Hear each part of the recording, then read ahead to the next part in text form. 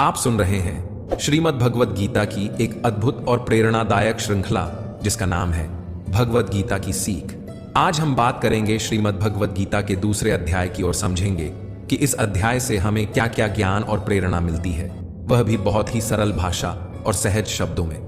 गीता के प्रथम अध्याय में हमने उस क्षण को देखा जब अर्जुन अपने जीवन की सबसे कठिन परीक्षा के सामने खड़े थे।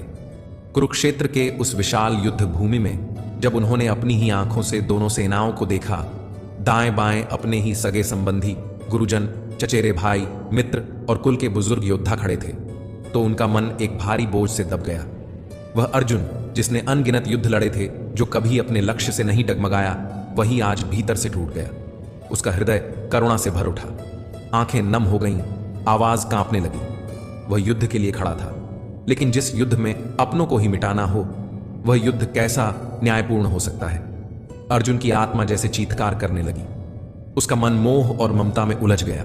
वह भावुकता के उस गहरे भंवर में डूब गया जहां तर्क, नीति और धर्म भी क्षीण लगने लगे। उसने कांपते हुए हाथों से अपना धनुष गिरा दिया और थके हुए मन से रथ के पिछले भाग में बैठ गया, मानो जीवन ने उसकी सारी शक्ति छीन ली हो। वह भगवान श्री कृष्ण की ओर देखकर टूटे हुए स्वर में कहता है, हे माधव, मैं यह युद्ध नहीं कर सकता। कैसे करूं? इन लोगों को मारकर कौन सा सुख मिलेगा? मेरे अपने, मेरे प्रिय, इन्हें मारकर मेरा हृदय कभी चैन नहीं पाएगा। मैं अब कुछ नहीं जानता, बस आप ही बताइए मैं क्या करूं। दोस्तों, भगवद गीता का दूसरा अध्याय हमें जीवन की उन गहराइयों से परिचित कराता है जहां भावनाएं, आत्मा, मृत्यु, पुनर्जन्म और निर्णय की शक्ति एक दूसरे से गूंथी हुई प्रतीत होती हैं। यह अध्याय न केवल हमारे आंतरिक संघर्षों को शांत करने का मार्ग दिखाता है, बल्कि यह भी सिखाता है कि क्रोध क्यों आता है, उसका मूल कारण क्या है और हम कैसे हर परिस्थिति में संतुलित और प्रसन्न रह सकते हैं।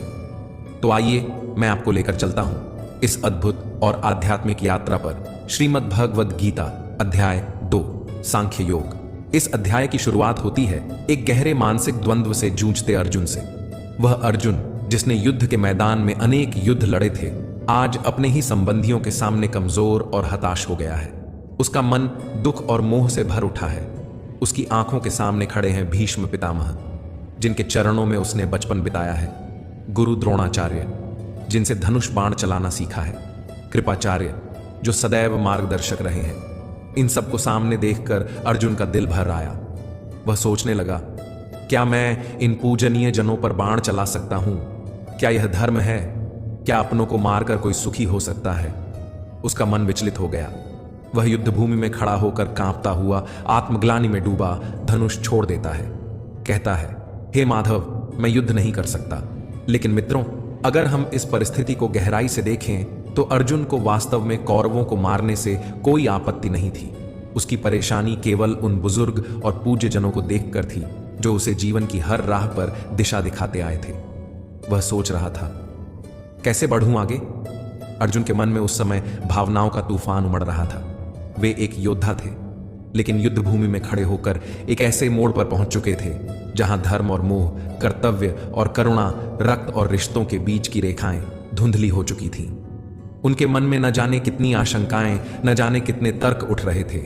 अगर मैंने यह युद्ध किया तो अपने ही लोगों का विनाश कर बैठूंगा। इससे क्या मुझे सुख मिलेगा या केवल पाप का भागी बनूंगा? इन सवालों ने उन्हें भीतर से तोड़कर रख दिया था। वह अर्जुन जो कभी महाभारत के महानायक कहे जाते थे, आज रथ के पिछले हिस्से में बैठकर अपने ही विचारों के बोझ तले दब चुके थे। मित्रों, आपको क्या लगता है, अर्जुन घबरा गए थे? जी हां, अर्जुन घबरा चुके थे, पूरी तरह से। उनका मन डोल रहा था, बुद्धि भ्रमित थी, आंखें अश्रुपूरित थीं और हृदय व्याकुल था। अब उन्हें चाहिए थी एक दिशा, एक संबल, एक ऐसा आलोक जो इस अंधकार को चीर सके। वे बहुत कुछ कह रहे थे, अनेक तर्क दे रहे थे, परंतु वह सब एक व्याकुल आत्मा की पुकार थी जो केवल सत्य जानना चाहती थी, धर्म और अधर्म का अंतर समझना चाहती थी। लेकिन अब तक भगवान श्री कृष्ण ने मौन धारण किया था। वे एक भी शब्द नहीं बोले थे। उन्होंने अर्जुन को उसकी पूरी वेदना, उसकी सारी दुविधाएं व्यक्त करने दी, क्योंकि वे जानते थे जब तक मन का बोझ बाहर नहीं निकलेगा तब तक ज्ञान का दीप जलाना कठिन है। और अब दूसरे अध्याय में वही श्री कृष्ण बोलते हैं, जिनके शब्द केवल शब्द नहीं बल्कि जागृति की किरणें हैं। अब वे अर्जुन की हर आशंका को करुणा, धैर्य और दृढ़ता से मिटाने का प्रयास करते हैं। वे अर्जुन को समझाते हैं कि क्या सत्य है और क्या असत्य, क्या शाश्वत है और क्या केवल एक भ्रम। जब अर्जुन को यह महसूस होता है कि वह अंदर से पूरी तरह टूट चुका है, कि उसका मन अनेक आशंकाओं, दुविधाओं और संवेदनाओं के जाल में फंस गया है, जब उसके सामने जीवन की सबसे बड़ी और निर्णायक चुनौती खड़ी होती है, जहां एक तरफ धर्म है तो दूसरी तरफ अपने ही प्रियजन, तब वह भीतर से इतना थक चुका होता है कि अब उसे सिर्फ एक चीज की आवश्यकता होती है, मार्गदर्शन। वह अर्जुन जो अभी तक अपने विचारों और तर्कों के बल पर युद्ध से पीछे हटने के लिए कारण ढूंढ रहा था, अब नम्रता से सिर झुकाकर भगवान श्री कृष्ण से कहता है, शिष्यस्ते हम शादीमान त्वां प्रपन्नम। हे कृष्ण, अब मैं आपका शिष्य हूं, आपकी शरण में आया हूं, कृपया मुझे उपदेश दें। मित्रों, यह कोई साधारण वाक्य नहीं था, बल्कि एक योद्धा का पूर्ण आत्मसमर्पण था। अर्जुन ने अपने सारे अहंकार, सारे ज्ञान, सारे भ्रम, सारे तर्क, सब कुछ छोड़ दिया और पूर्ण विश्वास के साथ श्री कृष्ण के चरणों में झुक गया। उसकी आवाज में अब कोई द्वंद्व नहीं था, बल्कि एक शिशु जैसी मासूम पुकार थी। हे माधव, मुझे बताइए क्या सही है, क्या गलत। मुझे दिखाइए वह राह जो मेरे कर्तव्य से मुझे जोड़ दे, मेरी आत्मा को जो शांति दे। उस पल में अर्जुन केवल एक योद्धा नहीं रहा, वह बन गया एक साधक, एक जिज्ञासु आत्मा जो अंधकार में भटकते भटकते अब प्रकाश की ओर हाथ बढ़ा रहा था। यह वाक्य, शिष्यस्तेहम शादीमाम त्वां प्रपन्नम, केवल अर्जुन की विनती नहीं थी, बल्कि हम सभी की ओर से कही गई एक सार्वभौमिक पुकार है। जब जीवन हमें ऐसे मोड़ पर लाकर खड़ा कर देता है जहां न कोई राह दिखती है, न कोई सहारा, और तब केवल भगवान ही मार्गदर्शक बनते हैं, जैसे उस दिन श्री कृष्ण अर्जुन के बने थे। मित्रों, भगवद गीता का यह क्षण अत्यंत गहरा और भावनाओं से भरा हुआ है। यह केवल एक संवाद नहीं, बल्कि आत्मा की पुकार है, एक टूटे हुए योद्धा की, जो अब अपने अहंकार, अपने ज्ञान और अपने तर्कों को त्याग कर पूर्ण समर्पण के साथ भगवान के चरणों में झुक गया है। यह वह पवित्र क्षण है जब अर्जुन, जो श्री कृष्ण के न केवल परम मित्र बल्कि चचेरे भाई भी हैं, अब उन्हें केवल सखा नहीं बल्कि अपना गुरु स्वीकार करते हैं। वर्षों की मित्रता, स्नेह और साथ अब एक गुरु शिष्य के पवित्र संबंध में परिवर्तित हो जाती है। अर्जुन अपनी आत्मिक पीड़ा और मानसिक भ्रम को स्वीकार करता है। वह कहता है, हे कृष्ण, मुझ पर कार्पण्य दोष अर्थात कायरता और दुर्बलता हावी हो गई है। मेरा हृदय कर्तव्य से पीछे हट रहा है और मेरा आचरण अब एक वीर योद्धा का नहीं बल्कि एक भ्रमित और डरे हुए व्यक्ति का हो गया है। यह स्वीकार करना किसी भी योद्धा के लिए आसान नहीं होता, पर अर्जुन वास्तव में एक सच्चा साधक बन चुका था। जब आत्मा थक जाती है, जब बुद्धि काम करना बंद कर देती है और जब मन द्वंद्वों से घिर जाता है, तब जो अपने अहंकार को त्याग कर गुरु के सामने नतमस्तक होता है, वही जीवन की सच्ची राह पर आगे बढ़ता है। इसीलिए अर्जुन विनम्रता और पीड़ा से भरकर भगवान श्री कृष्ण से प्रार्थना करता है, हे माधव, मुझे धर्म के मार्ग पर चलने की प्रेरणा दीजिए। मुझे बताइए कि मेरा कर्तव्य क्या है। मुझे इस अंधकार से बाहर निकालिए।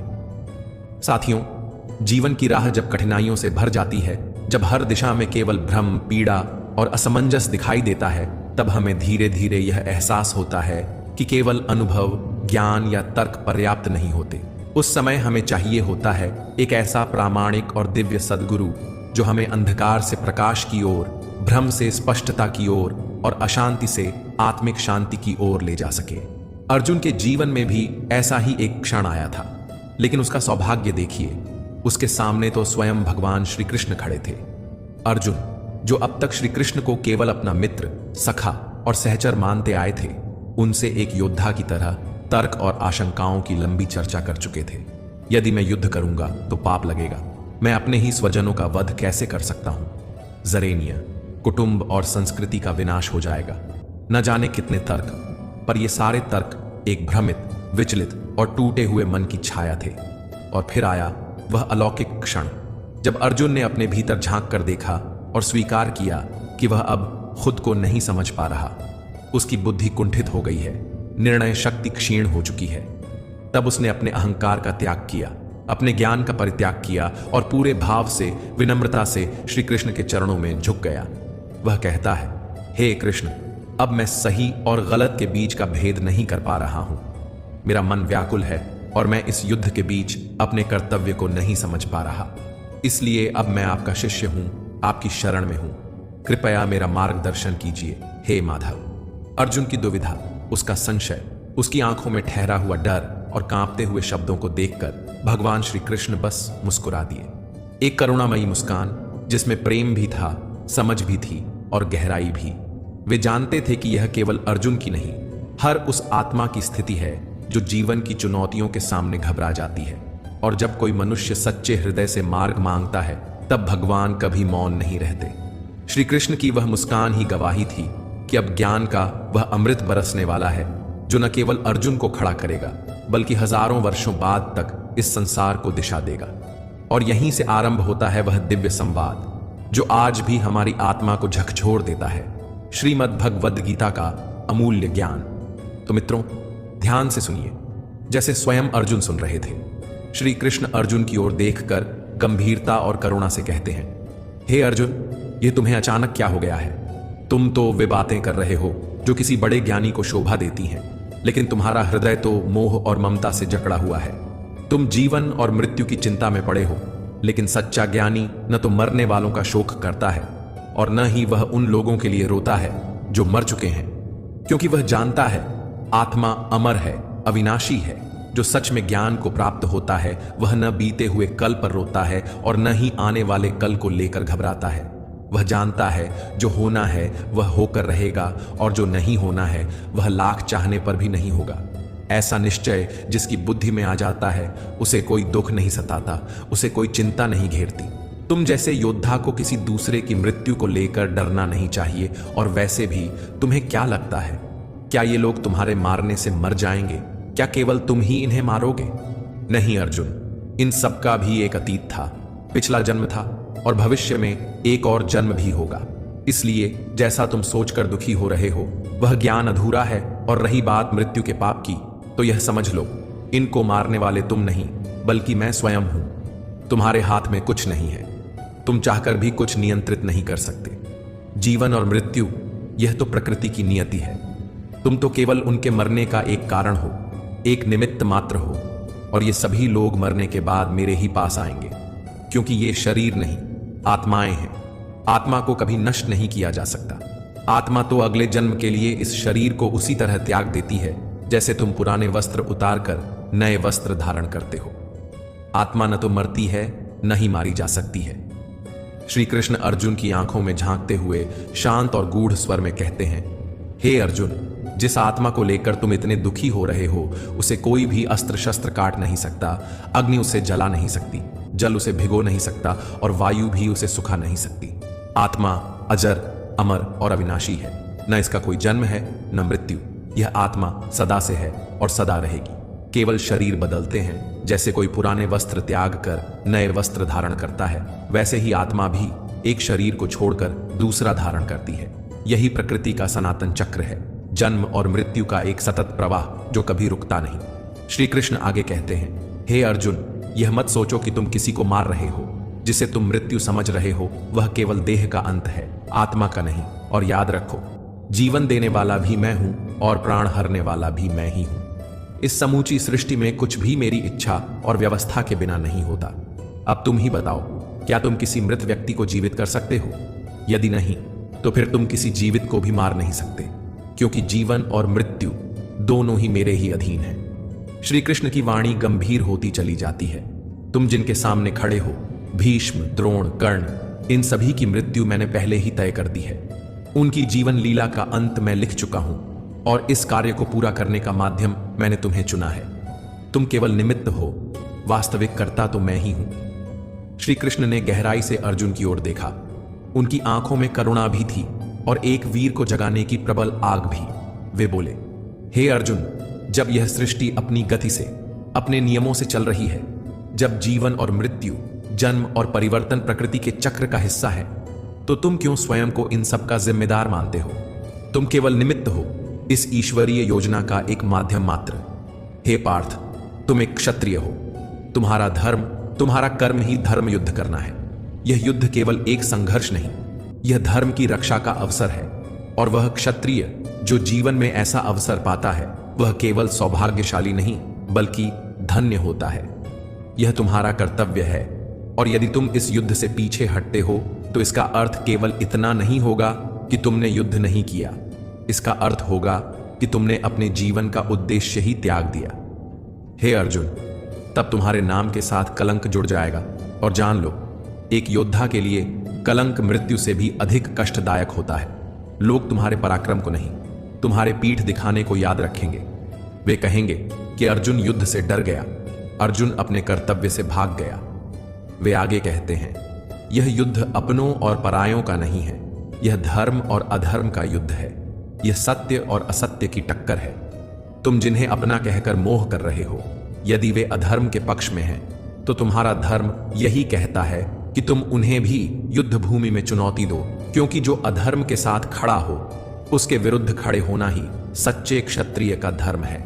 इसलिए हे अर्जुन, इस मोह को त्यागो, इस व्यर्थ के भावनात्मक बोझ को उतार फेंको, क्योंकि यह क्षण तुम्हें धर्म के मार्ग पर चलकर मोक्ष और मुक्ति की ओर ले जा सकता है। यदि तुम पीछे हटे तो केवल यह युद्ध ही नहीं हारेगा, तुम स्वयं को हार जाओगे, और तब यह संसार तुम्हारी वीरता नहीं, तुम्हारी कायरता की चर्चा करेगा।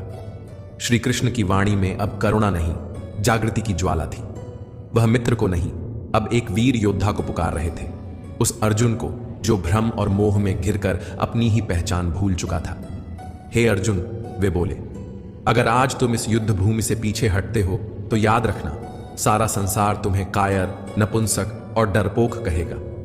वे लोग जो कभी तुम्हारे पराक्रम की सराहना करते थे, जिनकी आंखों में तुम्हारे लिए सम्मान था, वही लोग तुम्हारा उपहास करेंगे, तुम्हारी वीरता पर प्रश्न उठाएंगे। उनकी बातों से तुम्हारे हृदय को जो पीड़ा होगी वह किसी भी मृत्यु से अधिक गहरी होगी। इसलिए हे पार्थ, अब सुख दुख, लाभ हानि, जय पराजय, इन सब को छोड़ दो। अपने विचारों को स्थिर करो, अपने मन को धर्म के लिए अडिग बनाओ और वीरता के साथ धनुष उठाओ। यह युद्ध ही तुम्हारा मार्ग है, और इस मार्ग पर चलकर या तो तुम युद्ध में वीर गति को प्राप्त कर मेरे चरणों में आओगे, या फिर विजयी होकर इस धरती पर धर्म की स्थापना करोगे और यश की प्राप्ति करोगे। दोनों ही स्थितियां तुम्हारे लिए कल्याणकारी हैं। और फिर श्री कृष्ण अर्जुन को उस महान सूत्र की ओर ले जाते हैं जो युगों युगों से हर साधक, हर कर्मयोगी के जीवन का आधार रहा है। वे कहते हैं, कर्मण्येवाधिकारस्ते मां फलेषु कदाचन, मां कर्म फल हेतुर्भूर्मा ते संगोस्त्व कर्मणि। अर्थात हे अर्जुन, तुम्हारा अधिकार केवल कर्म करने में है, परंतु उस कर्म के फल पर तुम्हारा कोई अधिकार नहीं है। तुम कर्म को फल के लिए मत करो और न ही कर्म न करने में आसक्त हो जाओ। तुम कर्म करने से पहले ही उसके परिणामों को लेकर डर रहे हो, घबरा रहे हो, लेकिन यह मत भूलो, फल देने वाला मैं हूं। तुम्हारा कर्तव्य है केवल कर्म करना, निष्काम भाव से, बिना मोह, बिना आशा, बिना भय के। और जब तुम ऐसा करोगे तब मैं स्वयं तुम्हारे हर कर्म को धर्म में बदल दूंगा। तुम अपना काम करो अर्जुन, मैं अपना कार्य कभी नहीं टालता। तुम्हारा एक एक कदम यदि वह धर्म के लिए है तो मैं उसे स्वयं सवार दूंगा। श्री कृष्ण की गूढ़ और गहन बातों को सुनकर अर्जुन का मन कुछ क्षणों के लिए शांत हुआ, लेकिन भीतर अब भी एक हलचल बाकी थी। एक प्रश्न जो उसकी आत्मा को कचोट रहा था। वह श्री कृष्ण की ओर देखा। उसकी आंखों में अब डर या मोह नहीं था, बल्कि जिज्ञासा और सीखने की विनम्रता थी। धीरे से, थोड़ा संकोच और बहुत सारी आशा के साथ अर्जुन ने पूछा, हे माधव, आपने कहा कि मैं अपने विचारों को स्थिर रखूं, अपने मन और भावनाओं को नियंत्रण में लाऊं, पर बताइए यह मैं कैसे करूं? श्री कृष्ण ने अर्जुन के भीतर उठते इस सुंदर और गहरे प्रश्न को अत्यंत प्रेम और गंभीरता से सुना। उनके चेहरे पर एक सौम्य मुस्कान थी, जैसे एक सच्चा गुरु अपने जिज्ञासु शिष्य की अंतरात्मा को पढ़ रहा हो।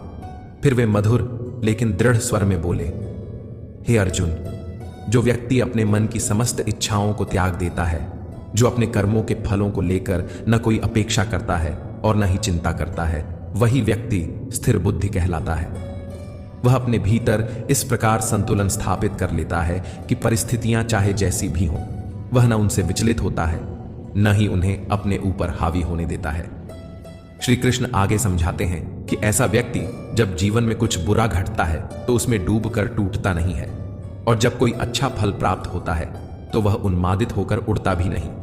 वह भीतर से संपन्न रहता है, शांत, स्थिर और पूर्ण। जिसने भय, मोह और क्रोध को अपने मन से बाहर निकाल फेंका है, जो शुभ और अशुभ, लाभ और हानि, सम्मान और अपमान जैसे द्वंद्वों से ऊपर उठ चुका है, जो अपनी इच्छाओं को वश में कर चुका है, वही वास्तव में स्थिर बुद्धि कहलाने योग्य होता है। श्री कृष्ण अर्जुन को अत्यंत कोमलता और गहराई से समझाते हैं। हे पार्थ, जिस प्रकार एक कछुआ अपने अंगों को समेटकर स्वयं में स्थित हो जाता है, उसी प्रकार वह व्यक्ति जो अपनी इंद्रियों और इच्छाओं को नियंत्रण में रखता है, उसकी बुद्धि स्थिर और अचल हो जाती है। वह बाहरी आकर्षणों में उलझने के बजाय अपने भीतर के प्रकाश में स्थित होता है। श्री कृष्ण फिर अर्जुन को बड़ी संवेदनशीलता से बताते हैं कि जब कोई व्यक्ति बार बार किसी इच्छा के बारे में सोचता है तो वह उसे प्रिय लगने लगती है, और जैसे जैसे वह इच्छा गहराती है, मन उसे प्राप्त करने के लिए लालायित हो उठता है। यही लालसा आगे चलकर व्यक्ति को बेचैन करती है, और यदि उस इच्छा की पूर्ति में कोई रुकावट आ जाए तो वह लालसा क्रोध में बदल जाती है। श्री कृष्ण कहते हैं, क्रोध वह अग्नि है जो सबसे पहले हमारे विवेक को जला देती है। जब मनुष्य क्रोध के वश में आ जाता है तो वह अपने कर्म, धर्म और मर्यादा सब कुछ भूल जाता है। उसका विवेक नष्ट हो जाता है और वह स्वयं अपनी स्थिति से नीचे गिर जाता है। इस गहराई में छिपा संदेश केवल अर्जुन के लिए नहीं था, यह उन सभी के लिए था जो इच्छाओं और भावनाओं के तूफान में बह जाते हैं और अपने भीतर की स्थिरता खो बैठते हैं। श्री कृष्ण आगे कहते हैं, परंतु जो व्यक्ति अपनी इच्छाओं को वश में कर लेता है, जो उनका सेवक नहीं बनता, वह भीतर से शुद्ध हो जाता है। जब उसके अंतर्मन से द्वंद्व और अशांति मिट जाती है, तब उसका सारा दुख समाप्त हो जाता है, और जब वह दुखों के कारणों से मुक्त हो जाता है, तब उसकी बुद्धि स्थिर हो जाती है। वे अर्जुन को समझाते हुए कहते हैं, हे पार्थ, वह मनुष्य जो अपनी इच्छाओं और कामनाओं से मुक्त नहीं हो पाता, वह कभी भी शांति को नहीं प्राप्त कर सकता। और सोचो, जब भीतर शांति ही नहीं होगी तो वह जीवन में सच्चा सुख कैसे पाएगा। उसका मन सदैव भटका रहेगा, वह भीतर ही भीतर अशांत रहेगा, व्याकुल रहेगा। फिर श्री कृष्ण एक सुंदर उपमा देते हैं। ऐसा व्यक्ति उस नाव के समान होता है जो कभी इधर कभी उधर अपनी इच्छाओं की तेज हवाओं से इधर उधर बहती रहती है। उसके जीवन की कोई दिशा नहीं होती, कोई स्थिरता नहीं होती। वह हर समय अपने मन की लहरों में उलझा रहता है, कहीं कुछ पाने की लालसा, कहीं खो देने का डर, और इस द्वंद्व में वह स्वयं को खो देता है। परंतु वह व्यक्ति जो अपनी इच्छाओं को वश में कर लेता है, जिसकी बुद्धि स्थिर हो जाती है, वह उस गहरे शांत समुद्र के समान होता है, जिसमें चाहे कितनी ही नदियां आकर मिलें, वह कभी उफनता नहीं, डोलता नहीं। वह हर स्थिति में संतुलित रहता है, स्थिर रहता है।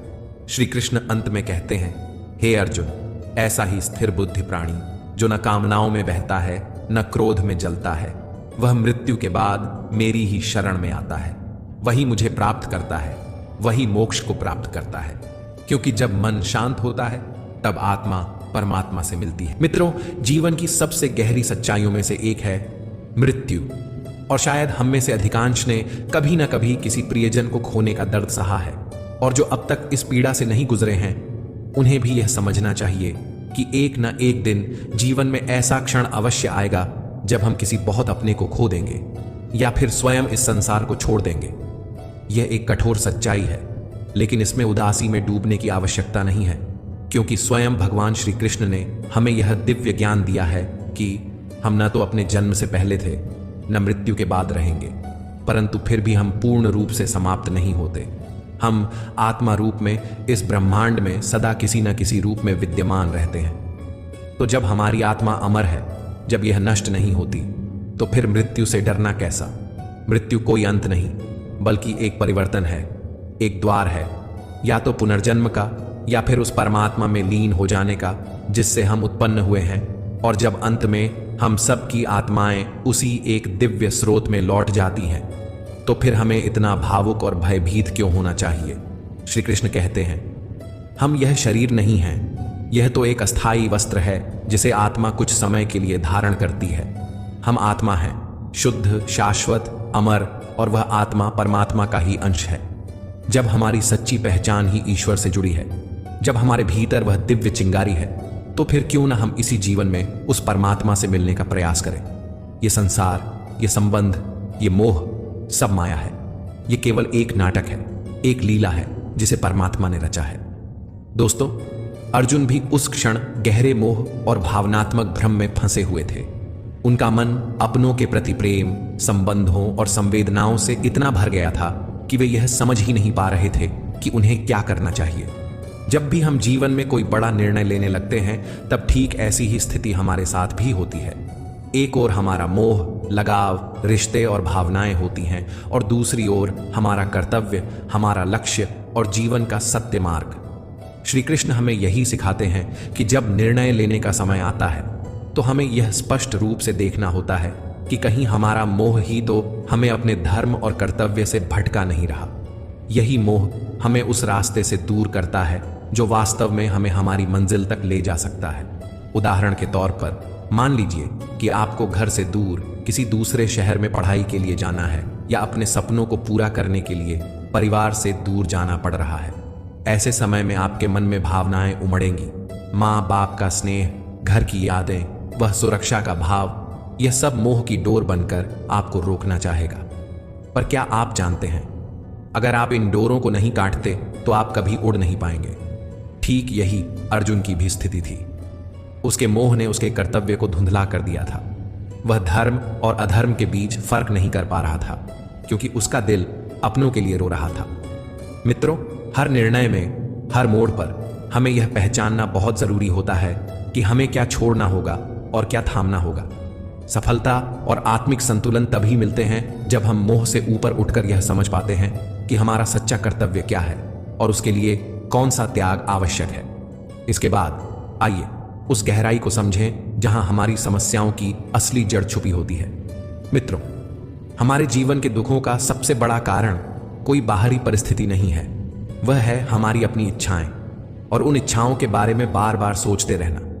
हम किसी चीज को चाहते हैं, बार बार उसकी कल्पना करते हैं, मन में उसके रंगीन चित्र बनाते हैं और धीरे धीरे वह इच्छा हमारी जरूरत नहीं, हमारा जुनून बन जाती है। जब हम उन इच्छाओं को पूरा करने के लिए प्रयास करते हैं तो हम पूरे मन से, पूरी उम्मीद के साथ जुट जाते हैं। लेकिन जैसे ही किसी कारणवश वो प्रयास विफल हो जाते हैं तो उसी क्षण हमारे भीतर एक आग जन्म लेती है।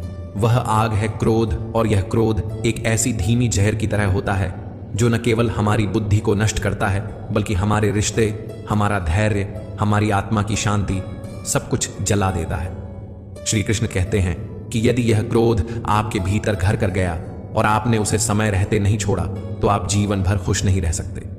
आपकी मुस्कान क्षणिक होगी और भीतर एक अधूरी बेचैनी हमेशा बनी रहेगी, क्योंकि यह संसार बाहर का नहीं है, यह तो आपके ही विचारों का प्रतिबिंब है।